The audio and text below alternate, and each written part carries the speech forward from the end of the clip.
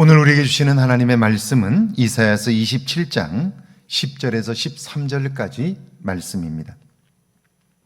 대저 견고한 성읍은 적막하고 거처가 황무하며 버림받아 광야와 같은즉 송아지가 거기에서 먹고 거기에 누우며 그 나뭇가지를 먹어 없이 하리라. 가지가 마르면 꺾이나니 여인들이 와서 그것을 불사를 것이라. 백성이 지각이 없으므로 그들을 지으신 이가 불쌍히 여기지 아니하시며 그들을 조성하신 이가 은혜를 베풀지 아니하시리라.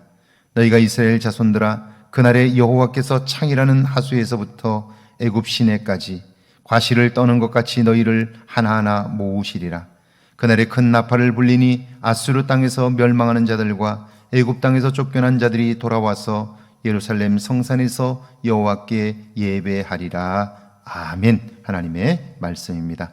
좋은 날입니다. 하나님 신의 은혜가 오늘도 여러분과 함께 하기를 축복합니다. 설교를 준비할 때마다 고민되는 것이 있습니다. 그중 하나는 오늘 내가 하는 설교가 새로운 것이냐 하는 것입니다.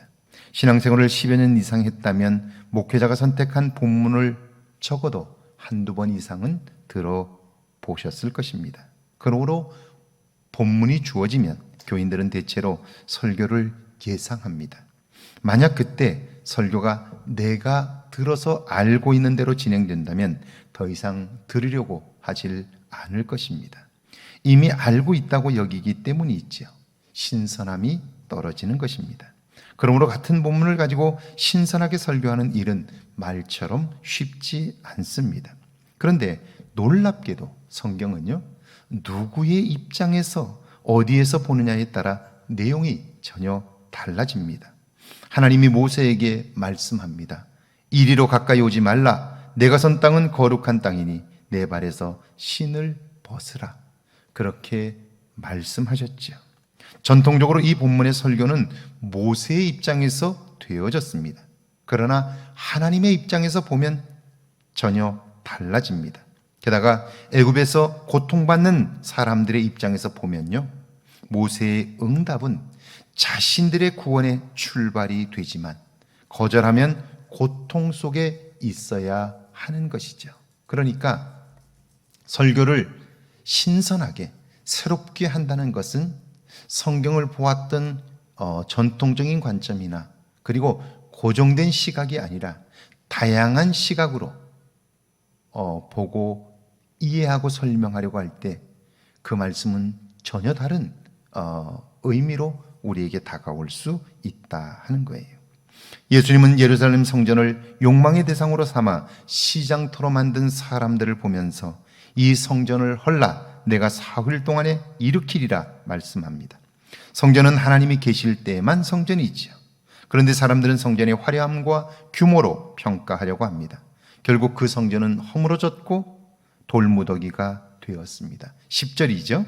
대저 견고한 성읍은 적막하고 거처가 황무하며 버림받아 광야와 같은즉 송아지가 거기에서 먹고 거기에 누우며 그 나뭇가지를 먹어 없이 하리라. 이 땅에 우리를 영원히 지켜줄 견고한 성은 없습니다. 이것을 깨달은 사람들이 하나님을 자신의 성으로 견고한 울타리로 삼게 되는 거죠. 11절입니다. 가지가 마르면 꺾이나니 여인들이 와서 그것을 불사를 것이라.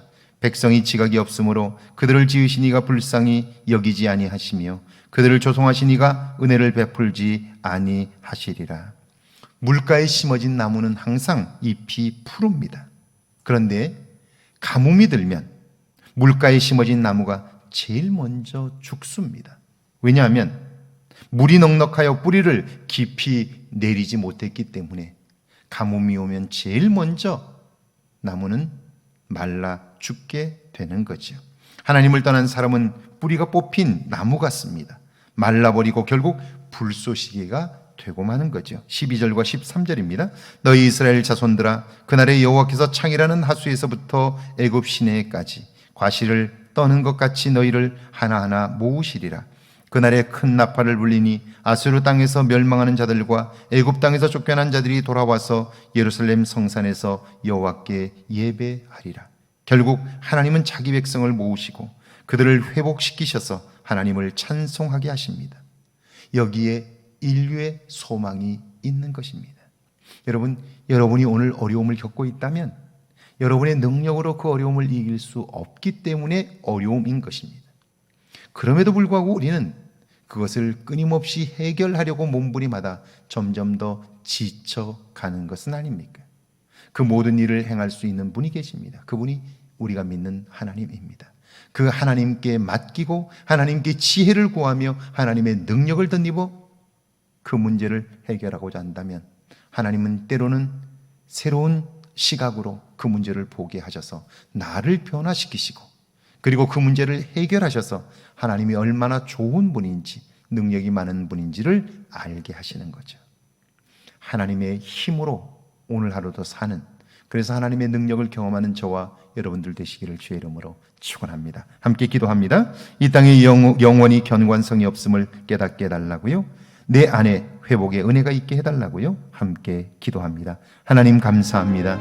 죄를 사랑하사 함께 하시고 이 땅에 영원한 견고한 성이 없음을 알게 하시니 감사합니다.